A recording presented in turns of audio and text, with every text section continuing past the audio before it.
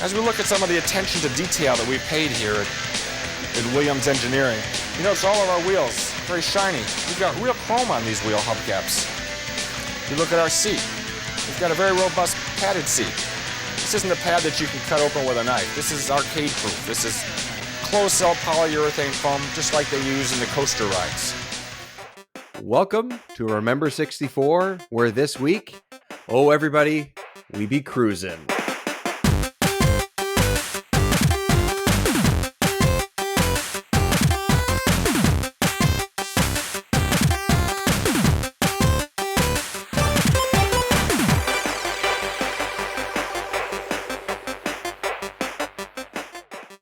I am David Petrangelo, and I thought this was a Disney cruise. Where are my free meals served by Goofy, Donald Duck, and where are my Mickey Mouse-shaped ear glasses where I can sip a pina colada or whatever they serve on these things? I'm so confused. I am too. I want to help you, but my name is Luigi, and yeah, whoa, whoa, whoa, whoa, whoa, whoa, whoa, whoa. That's very good, actually. You got the tone and everything. I knew you were going to do something like that, and then you did it. And I go, wow, actually, you know what? I think the timing's down. You got the it's impressive. Slow clap, sir. Slow clap. It's stuck up there, and the only way I can get it out is to hopefully say it enough times. Yeah. You gotta let it out. Of course, or maybe not, of course, those are some vague quips to our level 16 games. We're going to be talking about two, but we are talking about Cruisin USA and Cruisin World, the N64 versions after they were ported from the arcade. Also something we'll get into in a few minutes. Sir, I think before we get into it, I just want to mention we put out a little nerd question of the day for this, for level 16. And we're asking people, what video game vehicle, any vehicle, at any point, would you want to drive or cruise across the USA or the world? And we have some pretty fun answers to kind of go through there. But before we get to everybody else's... I'll give you a sneak peek of my answer. Exactly. Yeah, I was going to say, what are our choices? The Lunar Lander from Lunar Lander. It's a sweet vehicle. Ooh, I would sideways shoot across the entire country. That'd be fun. I wanted to go really retro, but then I thought, you know what? I'm going to go with one that I had a lot of fun with other people, and just creates a wild, crazy scenario. And that is the original Controls and the original Warthog from Halo, because that is just a recipe for fun, disaster, and goofiness. So that's what I'm going to go with. I'll go with the Puma. Yeah.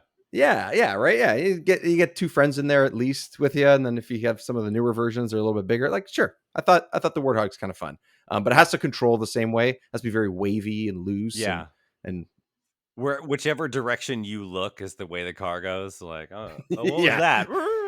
Yeah, there's actually no steering wheel whatsoever. So nerd question of the day. We're gonna have some of your answers featured at the end of the show as well. Quick mention of Patreon as well. Patreon.com/Remember64Show. Woo! Episodes early. You can hear us chat about other games that we're playing that are not N64 related as well. And every once in a while, have a little extra sprinkle of other smaller things as well, like pre-episode chats and such. That is what you can get for just $1 a month. So yeah, Patreon. Why not? Woo! Yeah, that's my really professional way of saying Patreon and why not? Show, but yeah, why not? But even if you don't want to toss over $1 a month, ratings always help us, which is another thing that I forget to mention in episodes. I'm going to do it off the top, because if you just throw us a few stars on your app of choice, I think especially Apple and Spotify, I think those are the ones that favor the stars. I've never rated on anything else other than Good Pods. Yes, other than that you can do like as you listen to it and stuff as well. You don't even have to, you just kind of go from there. But yeah, Good Pods, Apple, and Spotify. Toss us some stars and tell your friends as well. Okay, Cruisin USA, Cruisin World. It's now time. Yeah. Okay, let's bust out the history books, everyone. It's time to head back to December 1996 and September of 1998. I'm learning. December 20th, of 1996, the first Scream movie hits theaters in North America. Ooh, So okay. that's where we're sitting when the first Cruisin USA hits the N64. So different market, I would say. Different people going to enjoy each one of these things, but definitely two products, two items that mostly stand the test of time. I think Scream is definitely a cultural landmark, so I had to mention that I finally for saw sure. that for the first time a couple of years ago, and that Ooh, is a good movie. It was a good yes, movie. yeah. I mean, it's very much of its time, and it's supposed to Mm-hmm. be, but it still holds up. Mm-hmm. You know, like what it's commenting on and what it's a great movie. Scream, the newer one's also not bad from the last couple of years. That's also a good one. Good way to sort of make it newer. What else we got? Okay, so then we'll go to 1998, and September 4th, 1998. It's the beginning of the end of the world. It's where the internet decided to take a turn for what it is today in some ways. Google was incorporated in Ooh, 1998. So well, that's a huge thing. Yeah. that took Big them. step. It took them a few years to dominate everything, but they'd get there. Yeah. They would, as we know, they'd get there. Hey, the Padres were in the playoffs in September '98, so I'm thinking that's a Ah! good thing, and don't want to think about Google. There we go. Okay. Well, Hey. think about the positives then. Um, Okay, so we're going to start off. We'll talk about both games. We're going to talk about Cruisin USA and Cruisin World, but uh, I think we're going to sort of talk about the development and how things were sort of taken from the arcade to the home console. I think, right? So I think USA is pretty much most of the focus here. So, sir, this is kind of your bread and butter here. You have a love for where part of this game came from as well. So I'm interested to hear about this. Well, I mean, I think it's. I was watching the credits, and the one weird thing that stuck out to me was the fact that like this was all NOA. Like this is mostly like Nintendo in Japan, NCL doesn't really seem to have a lot to do with this. Yeah. This was product tested, at least the 64 version was product tested by NOA people. So yeah, this is kind of an all American deal here, I guess. To pull in Williams, which I don't think they didn't have like a racing game pedigree.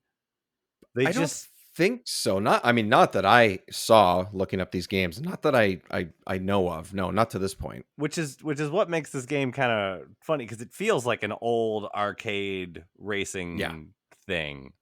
Yeah. Whether you're racing or you're just trying to avoid the crap on the road, it has that kind of feel to it, but just kind of souped up and I mean it still looks pretty good on the 64. It looked better in the arcade. But yeah, so they got Williams, and not only did they get Williams, they got like the dude at Williams. They got Eugene Jarvis, who is maybe my favorite arcade developer, at least designer. Robotron 2084 is pretty freaking amazing. It's one of my Robotron's favorite. awesome. Uh, Robotron is awesome. I'm not someone who had like I think my arcade experience growing up, I mean, just based on age, is mid and late 90s, right? I mean, like mhm. that's Yeah. playing Cruisin' USA and World is like that's an example of what I had more experience with. But these old ones were always kicking around certain hmm places. And yeah, that's actually one when I saw the name, I was like, I don't recognize the guy's name, but I definitely recognize those games, hmm which in itself says a lot, right? And So yeah, Robotron's awesome.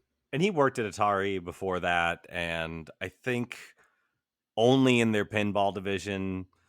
And he had come over to Williams because Williams is an actual like metal manufacturer pressing warehouse like that when your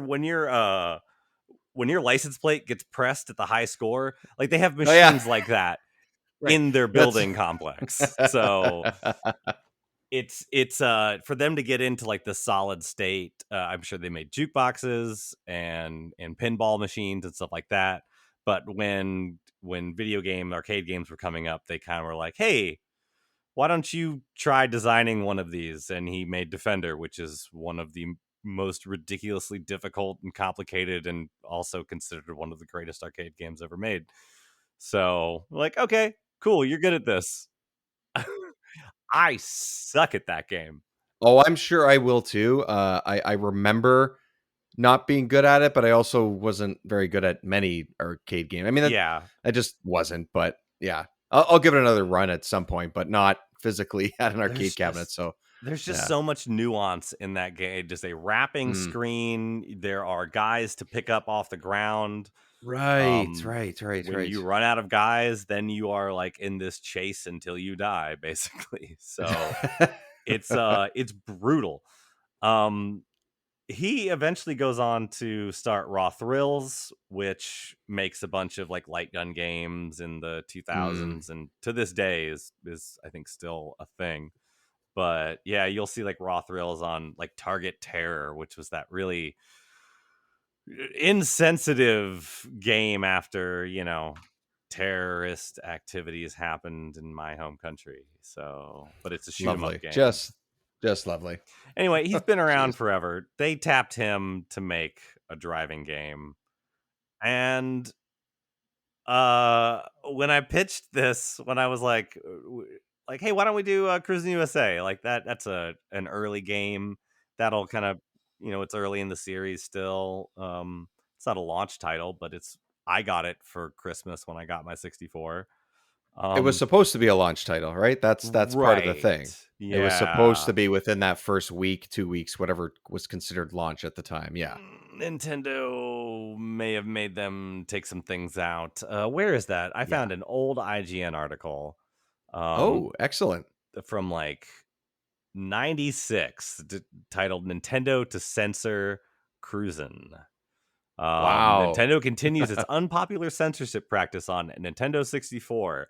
Driving, like in the arcade game, driving your hot rod over animals, one of the more funny elements in the game, will be eliminated. When gamers finish the arcade version, I'm interested to hear them calling people gamers in 96. That's a lot earlier than I would have expected, but yeah, for sure. they're greeted in Washington, D.C. by Bill Clinton, Hillary, and a couple of, quote, friends in the hot tub. This too will be scratched. I don't know if you remember, but I do not remember that at all. It's amazing. well, I remember it only because after we had played this game to death on the 64, we were able to beat it in the arcade. But in the 64, at least on easy mode, there's like a bunch of cows up there with Secret Service agents keeping watch over the cows. Oh, yes. Yes, I did see that. Yes. They wondered if the hidden cars, like the cop car and the bus, would be removed, but that ended making it in there. Eugene Jarvis, quote, it seems like they don't have any sense of humor. I don't know what's wrong with those people. This is someone he is in a business relationship with to produce these games. So yeah, this is post-release, for and him to he's say, just like, "What the heck?" Still. Well, post-release was it pre-release? Post-release of the arcade. So yeah. Okay, yeah, right. Which they developed with Nintendo using tools that they were told would be the 64 development tools. It turns out they weren't, and it led to a lot of problems porting the game over, which is just like, come on, Nintendo, what the hell are you doing? I don't what is with this? Okay, at this point, at this time of the recording, we're only at level 16. We have tons of games still to go. But we've already heard so much of this type of treatment of a new, what was supposed to be, and pretty much was, let's be honest, like this and the PlayStation were pretty revolutionary for how they advance gaming and 3D and all that kind of stuff. But like, why are you holding back so much? If you want this thing to be a gangbusters and be the best that it could possibly be, like, you could be a marketing machine all you want, but you got to back it up. You can't be screwing around like this. Like, I just don't understand. It's hubris. It's like, at this point, Nintendo is on top of the world, and even with the PlayStation out, I guess, like, they still think they're on top of the world. And like, I don't know. I don't know what you want to say about like Howard Lincoln and stuff, but at this point, yeah, you probably couldn't tell him what to do. He was just like, yeah, I know. Have you seen everything we've accomplished in America in the last 10 years? Don't tell me what to do. Yeah. I could ego trip, I guess. It happened to Sony in the PS3. It happened to Xbox. Everybody goes through it. It's gonna happen to Everyone's going Nintendo. through the cycles. Yeah. It's gonna happen to them again. Look at the way they're doing things with the Switch. So yeah. Well, now that we've seen the way the game is built, let's take a look at the way it's played and check out its innovative 3D graphics. I think it kind of shows a little bit. We can kind of go in a little bit to what the gameplay itself is. I mean, really, it's just a racing game. You know, Mhm. if you have any experience or you've ever seen clips of this game, like it really is the same game. It's not like races are longer. It's not like they're drastically different. Like it's the same tracks, it's the same cars, all Or that they kind of stuff. pulled anything out of it. Yeah, like they took out those things that we just mentioned, like the whole fact that I guess Other than some censorship, yeah, they didn't take any courses Yeah. out. No, none of the courses came out. It They really didn't take out I the did guy's head on the conveyor belt. Do you know about this? No, I do not know about this. Please tell me about the person's head on a conveyor belt. So when you get a high score, and like I said, Yes. that license plate goes down the conveyor belt, you Yeah. can go up and down because the whole thing isn't on screen. All top 10 spots. Yeah, you can sort of scroll through the list. Yeah. You can also press left and right and make the conveyor belt go. And if you hold down left for like a minute, a head goes by and says, "I love this job." So that's in there. Are you serious? Really? Yes. Is I it thought like my friend was messing with me in 1996, 97, probably 97 when he came over. Nope, that is absolutely that true. is actually a thing? Today. Okay. That's I love so this job. random. What is the job that he has? Just sort of I don't know, sitting working on a conveyor far belt, to the man. left in the dark? Like living on a conveyor belt is a great job. He's a disembodied head. The fact that he has a job just fills him with any amount of joy. So actually they did add in is faster cars, which is what you unlock when you beat it on easy, medium, and hard mode. Oh yeah, that's right. Each car, like, sort of all the stats kind of get boosted. Yeah, Basically, which yeah. isn't like it adds replayability because you have this game at home. So yeah, I eventually did that with most of the cars. I don't think I could ever get the bus to get through Chicago in first place. I think we tried. Like, I'm telling you, listener, believe me. Like, my friends and I were hell bent on doing it, and we just couldn't do it. So, if there was any goal that you had in this game was to get the school bus through the streets of Chicago, it was in like the late 90s. Like, you have no idea how much of it. Like, personally, I took that challenge, and I couldn't do it. I do not. I don't know that this was a game that I played a ton at home. Like, that's the thing, is we're talking about the N64 version, but really, like, I don't know that I played this a whole lot at home. I definitely rented this and World. I know I did, because I remember me and my brother playing it and me trying to like beat my own high score, whoever rented it the week before. That was right. So you're trying, like, that's really what the high score is the person who had it the week before you. But because they're all about the same time. The high score for each level is the same guy. I assume it's Seattle, but it's SEA. I always said it was Seattle. But their time is always a minute 45, and so yeah, your time's usually around there. Yeah. I mean, that's the other thing about the game, is that I think so. Like you mentioned, replayability with like the cars, you can kind of unlock them, But like as far as replayability goes, like there's not a lot there. And I know it's fine. It's a port. I know it's just the 90s. I know. I wish it didn't feel so much like an arcade game. You know what I mean? Like, like a minute 45, a minute 30, 2 minutes. That makes sense when you put your quarter or your 50 cents in or whatever it costs. Right. And then you either came in first or you had to insert another coin. Like, I get that, you know, it kind of keeps the cycle going, keeps the next kid in the seat, like whatever. But at home, 2 minutes for a race. How many times are you going to do Cruise the USA over and over again? I honestly, like, some of the tracks, I was like, all right, I'm just going to pick a different car to get somewhat of a variability here. Like, that's kind of what I did. Because, there's a decent amount of them. And I think that like the tracks themselves are, they're kind of fun. But I definitely realized some are definitely better than others. The early ones are not great. Like you said, like Chicago is kind of difficult. Like some of them are a little too weird. Oh boy. Chicago is that's the wall of this game. Yeah. Yeah, because you go under the tunnel and stuff too, right? Like, And there's posts in between. Like, it's 2 lanes in the tunnel. There's posts in between. Then you get out of the tunnel. It's sorry, 4 lanes, but 2 on each side, and post running down the middle. Then you get out of there, and all 4 lanes have posts separating them pretty much. The oh, middle that's right. Yes, 2 yes. kind of have something going on, but then the sharp turn. Oh, Chicago is a nightmare, and like, let alone the bus. Like, beating that for the first time was a big deal.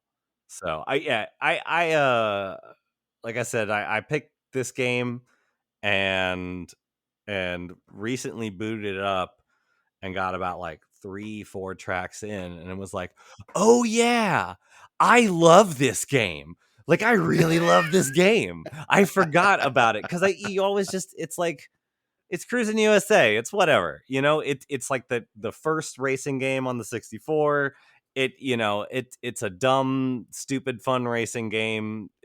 I like the levels that let you get airborne a little bit, because it's like, Yes. whoa, Yeah. it's nothing too serious. So I No, always and just kind of that's exactly what I was discount gonna it. say. It's not serious. It's just a goofy, fun, simple time is really what it is, Mm-hmm. right? I liked it, but then I was like, I started playing USA, and I was like, all right, like I kind of get it. And then the races Uh-huh. were so short. I'm like, okay, I kind of get it. And then I pressed go on World and notice a difference. Like, I know that they are largely the same game. They largely feel the same, the way that they control, at least. Like, it's like, okay, it's the same game, it's the same personality, all that kind of stuff. But like, I don't know why it felt better or different, but it just did. Or maybe, I don't know. I was like, maybe I just have more nostalgia for it. I wouldn't be surprised if that's part of it. It Because could when I be. turned on the game and the menu music played, I literally laughed out loud. Cruising, cruising the world. Yeah, yeah. You've got the speed, you've got the power. Just cruise the world. And I could not stop laughing for a couple minutes. Like, I had to start the first race and get a couple minutes into that race, or a couple like seconds into that race, to stop chuckling at myself, because that Yeah. is it's what you did at the beginning of the episode. It's what that's how it starts. Yep. And it is amazing. It's like, I had a coworker who also played a lot of Cruisin USA, and so yeah, every now and then just someone, yeah, whoa, whoa. Someone else be like, choose your car, and then yeah. So Yeah, choose your car. there's a lot of, yeah. I'm gonna go ahead and say it's nostalgia. There's a lot of it. Mhm. I like Cruisin' World, but I only played it in arcades. I Yeah. liked it because you could do like the double slam on the gas to get the like vroom behind going. I love it. You could do that. You could do flips with that off of jumps. There's way more jumps in World than in USA. In USA, Yeah. I think it's sort of like they're there on purpose, but like some of them feel like haphazardly, accidentally put there or whatever. it's more like they ran out a little bit of road space, and they're just like, oh, let's just put a hole here instead. And like, really, Yeah. it doesn't like slow you down. It doesn't really cause many problems or anything. Whereas like, Mhm. in some ways, I mean, less so in a console version, but in some ways, the double tapping the gas and sort of going up in your back wheels, you can do flips off things, and it gives you a couple extra seconds for your checkpoint and Right. stuff in World. So like, there's strategy to that, when you're playing Oh, that in the arcade. At let's home, I don't know about you, but unless it was Chicago, like for example, in USA, I don't know that there was like much stress of not hitting the next checkpoint, at least yeah. mostly. I mean, you can get yourself into just infuriating situations in this game where like you Yes. are in like and the way that the NPC cars, non-player cars, are flying around hitting into each other and like pinwheeling off and or pinballing off or whatever, like, yeah, you can, like, I don't know if Cruisin' USA, I feel like I feel like they gave us more time in here, because as a kid, I remember San Francisco Rush being in arcades being more reasonable with the amount of time they gave you, and Cruisin USA and Cruisin World not so much. So there Yep. might be something Yep. to that. Yep. Could be the length of the tracks. It could be just how they program things in the arcade or whatever. But these games feel like they are still arcade games. Just you're Mhm. holding a 64 controller. I mean, like that's like I don't think to me they don't feel great the way that they control. It's very like Mhm. janky. It's very like, oh, I- you're turning left, oh, turn right, oh, You're going a million miles an hour.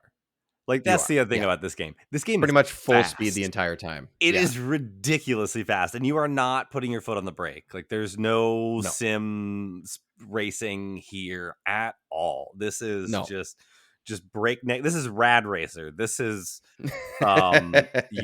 just some what's the F1 something or other, Atari F1 Yeah. racer, or pole position or something like that. Yeah. Like you are Yeah. just going.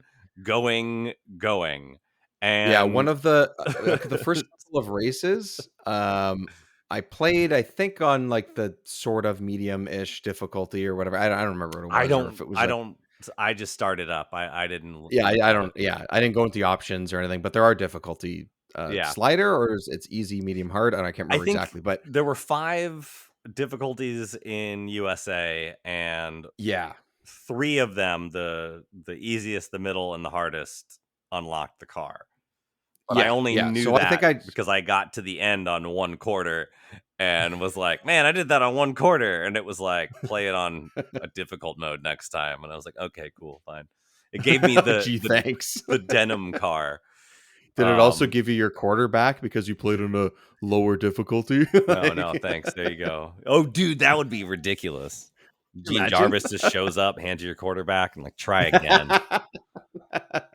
Here you go, kid. I know you can do better. You got this. I didn't go back in with medium because I know all it's going to be is slightly more aggressive AI and just a ton more cars on the road to hit you, because that's there's what more stuff coming at you.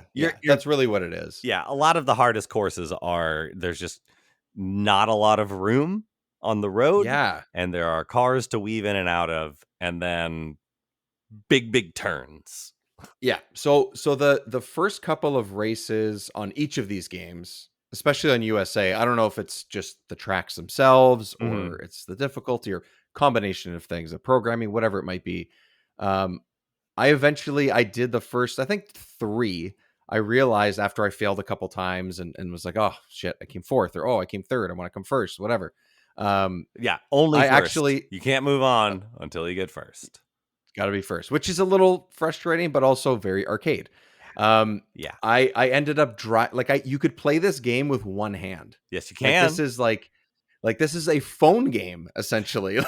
I sat at the starting line for a second, going like, press the A button, and it changed the music, or it like did the zoom into the cockpit, and I'm like, no. Yes. And it's what I do every time. I'm like, which is the damn but? Oh, it's the trigger button's the go button. Yeah. Okay, that's it. You just need that middle piece of the N64 controller, which is just hilarious. Like I just find that so funny. Yeah, and I like unless you want one race I would have my left hand, and then the next race I would use my right hand just to like. That's what I did. Come on, man. I'm giving you a chance. I'm driving with a handicap. Yeah, and then eventually I ended up once the races got a little bit more difficult, and I was like, oh, okay, I gotta maybe take this more seriously or whatever. Then I put 2 hands on the controller. It really didn't help. No, but it made me feel better. You could change the music. I could change the music and the view, which I would never play this game in the cockpit or first person view. I cannot. There's one reason to do it, and that's because I think it does it with birds sometimes, but definitely when you're in the Midwest with bugs. Mm-hmm. Bugs will hit your windshield like it's freaking Desert Bus or something, and smear away. That is the only reason to do it. Other than that, no, God, why would you even want to? No.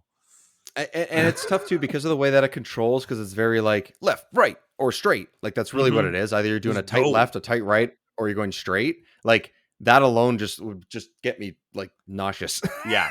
I definitely there is no slight steering on the 64. I mean, you kind No. of can with the analog stick, but you have to have a pretty fresh N64 controller to do anything close to that. And honestly, at that point, I'm just flicking the controller anyway, like left and right, to like just try and keep Yeah. myself centered in the lane. Yeah. There is all sorts of fun shenanigans you can do with the second place car, because it is very aggressive, and is constantly all up on you. And I delight in like doing a reverse pit maneuver on it, because it'll try and like come up on you, and like I can make it spin out from behind, Oh, yeah. or swerving out of the way as a car hits it. And like you can see you Yes. have that little legend on the side with like your car in the middle and any other cars around you. Has And the white and red dots and stuff. Yeah. and the red dots are your competitor, and like you just see it slam into a gray dot and then just disappear from view, and it's like that just feels good. That, It's or like having a rear view mirror, but in the top left or right corner of your screen. Yeah, Suck it. exactly. Suck it, denim covered car. I don't know, that weird blue color just looks like denim. I'm convinced It does. When you say that, it's exactly what it looks like. You're right. Yeah, I knew exactly what you meant when you said that. That, or the train level. If you can beat the train and then you just see all the other cars behind you have to stop, it's the best. Yeah, and that's the thing too. Like, I think with both of the games, especially on higher difficulties or higher tracks, it feels, again, it's just like, it feels so arcadey. It's like you have to drive almost a perfect race to come first. Yeah, Almost, not always, but almost. And it's like, okay, I get that. I mean, like, there's skill there as well, and like you said, beat the train, or be able to weave away from the things, so that your enemies yes, they are my your enemies. opponents, they are your enemies. Yeah, hit something instead of you. Like, there's some skill and strategy to that, so it's not all bad. It's just like, I don't know. It's really weird going back and looking at this, and then just really seeing old school arcadey ass racing just embedded into this. Like, Yes. with Daytona around the same time, it's not like, that's not how I would just describe that game. I don't like, there's just cars everywhere, like, but you're not racing. There's no one coming at you, there's no obstacles, you're actually in like a racing environment. Yes, but with that's this right. though, it's uncanny. I don't know why I never saw it before. It's just right there. And so I oftentimes just kind of, like I said, I discount this game and think of like, Rush is the superior game. I'm sorry. But don't be sorry. I know that I played Rush. I know that I played a decent amount of it. But as far as the details of like which one I liked better, whatever, I'm excited to play the Rush games, and again, because it's just like I need to refresh my memory on it. And I feel like I'll probably enjoy it more. I remember enjoying them. As far as more or less, we'll see. I don't know. We'll see when we pick it back up eventually. Yeah. I always put that like up higher. And I think it still stands that way. But I was surprised by like just how much fun I was immediately having with this game. I played this game a lot, man. I played it a whole lot. I don't know why. We had it. We just had, like, I got this It game. was available. I got this game. This game was in my stocking before we went over to my grandma's house, and my 64 was there. Oh, wow. So I was like, I knew I was getting a 64, and I got this game. Oh, man. It was not the game I wanted. I asked Santa, and I whispered so my parents wouldn't hear. I asked him for Mortal Kombat Trilogy, and I knew I would get in trouble if I asked Santa for that. But I was like, Santa, we cool? We good? We got this, man. Right? Yeah, we good. We got it. Bring me this M-rated game, please. Well, you got this. I got Cruisin USA. I was a little upset. It could be worse. Definitely could have been worse. It's still a good time. I guess it could have been Pilot Wing 64, I guess. Right? And not much else it could have been. I mean, there was only so much choice at that point in the first few months. There's only so much worse it could have been. Yeah, there's only so much. So we're also going to toss in some Nintendo Power Time. Both of these games are featured in a decent amount. We have issue I 92. wonder why. Yeah. Cruisin USA is in issue 92, but it's funny because it's in the month after the game came out, which is interesting. So it's in January of 97. Well, you're not going to be pushing that in December. It's Christmas. No one's buying games at Christmas. Yeah. Both of these, like, they're featured within 4 to 6 pages. Really, it lists off the vehicles and it shows the tracks, and that's kind of it. Yeah, You it's get not any, a huge, no cheat codes in there. no cheat codes in these, not in these 2 issues at least. Okay. These are both the ones that are like around release date. I would say, let's see, on issue 112 of September of 98, again, same month that the Cruisin' World came out. It's a little bit more detailed. They have a couple more photos. They have the actual track layouts, which is fun. Okay. The unfortunate part with these, like, as good as these games are and the memories that we have of them and everything, Cruisin' World is buried within the same magazine that has F-Zero X in it, which is tough to compete with, I would say. Yeah. Speaking of arcadey racing games. Exactly. Although, you know what? I might have to take that back. Ooh. F-Zero gets... I mean, that's some serious... I don't know. That could be considered sim racing. You have to brake. You have to hard turn. That's you have to true. lean There's into turns aspects and of stuff. it. So, Yep. it's kind of sim racing for spaceships. Sure. I'm excited to play that game again. I'm excited to get to that. Because as of right now, we haven't gotten to that on our recordings, but we will. Oh, yeah. And then I think this is even worse for Cruisin' USA. I mean, this is all around the launch window of the console. Right. But not only is Star Wars Shadows of the Empire on the cover, it also has a 6-page test drive of Mario Kart 64.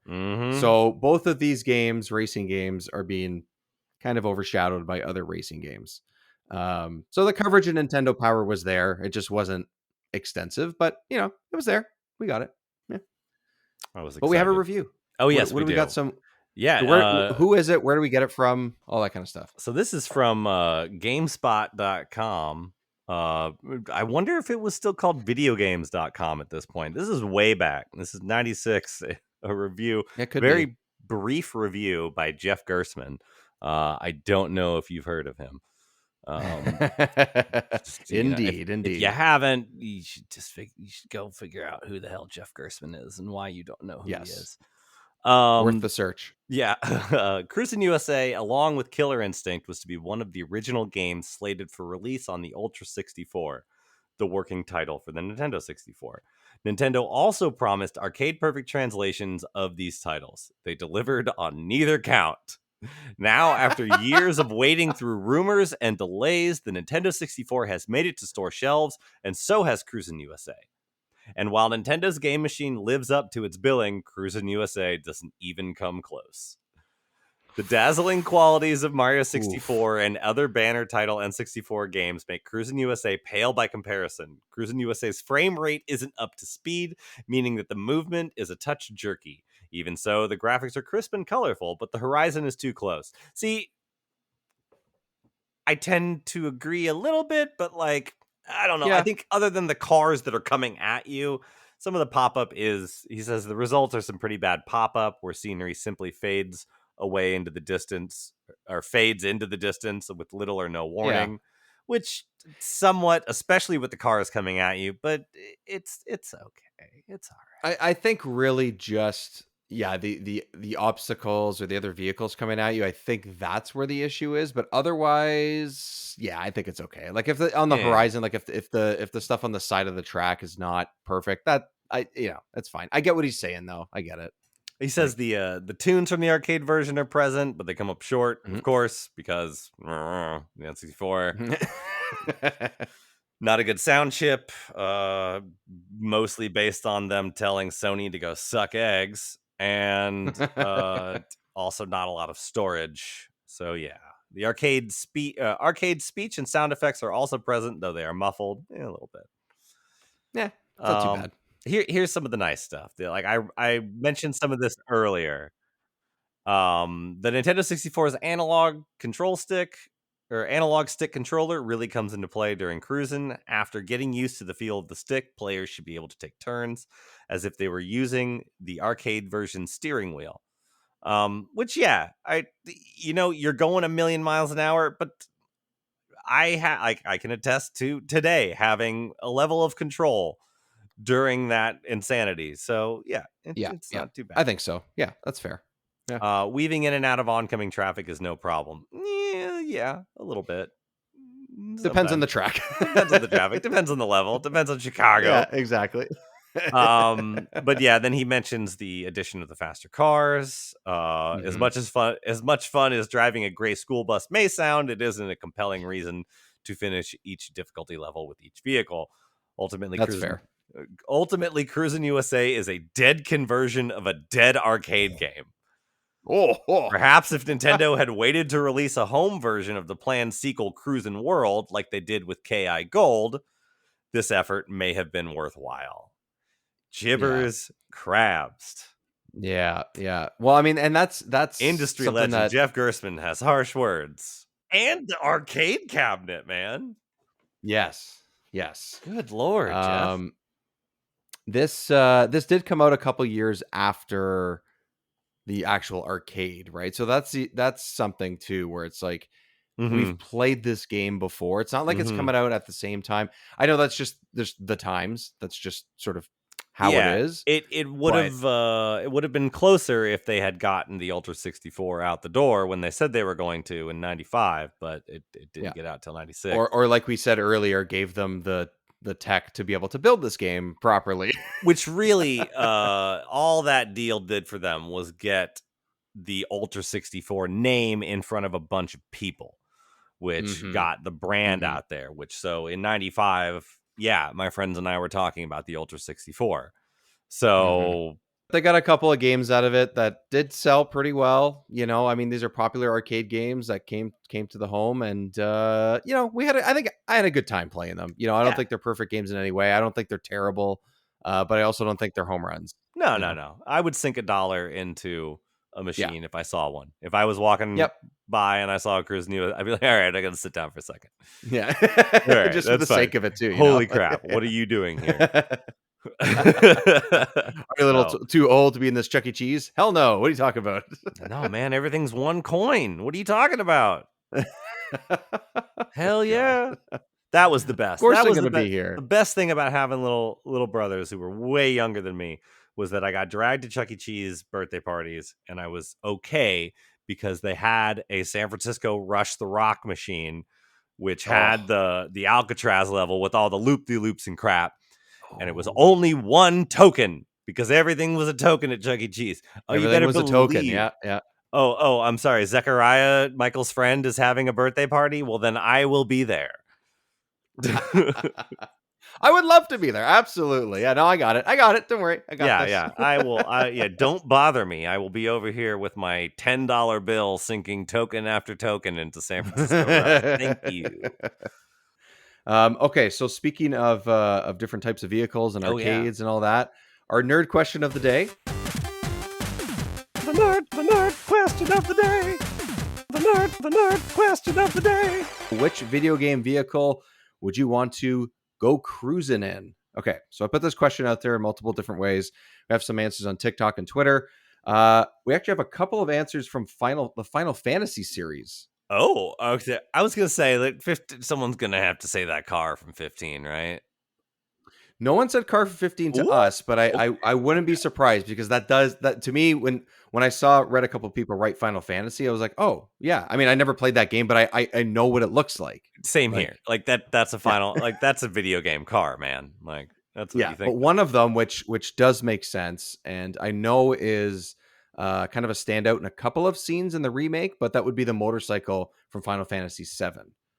Okay. So that's something as well, which, has some history behind it too, which is kind of cool. Also, we have Main Quest on Twitter says the Ragnarok from Final Fantasy VIII. This is not a Final Fantasy that I played, so I don't know what it is, but okay, you get the Ragnarok. That one's yours. When you see that in the garage, you can take that one. I will as a big fan of Golden Sun, take anything that goes by the name Ragnarok. So I know that name comes. It doesn't even come from there, and it's from. I know. Yeah, I Nope. get it. I know. But still, hey. as a fan of Thor Ragnarok as my favorite MCU movie at the moment, I Mm. will take anything that says Ragnarok as well. I've never seen that movie, but it's my favorite one. Oh, so I good. haven't seen many of the. I don't care. Pure about comics, pure so sorry. comedy. Pure comedy. That's I know. why I like I need to see it. I love Taika Waititi. it. Blocks Sega on Twitter also said Sweet Tooth van or coffin Ooh. car from Hot Wheels Unleashed. All right. So yeah, so we've talked about Sweet Tooth a little bit in other levels and other episodes. It's and, 1996. You can't get away from Sweet Tooth. You can't. You just can't. You're not going to escape He's the always the ice behind cream you. man. He's always. You want some ice cream, kids? I mean, yeah, but I'm I don't assuming think that's exactly what his voice was. Yes, but not from you. Yeah, exactly. No, thank you, sir. And then also press any button from TikTok says the Batmobile and Arkham Knight. We got some fun stuff coming up as well, so we'll have a mix of that on Patreon and on the main feed. But sir, you also have a couple other shows out there that people can listen to. That's right. I do other shows. Do. Chat of the Wild is a Legend of Zelda book club podcast that I do with some friends that God, almost pushing 6 years now. And we are working through Skyward Sword.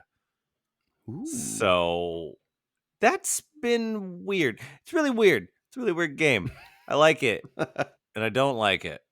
And I feel like okay. there All right. are, and I've probably already said something about it at the end of one of our episodes before, though, but like I feel like there are so many different things for people to both like and hate about that game that you can like and hate completely different things about that game that I like and hate about. So it's weird.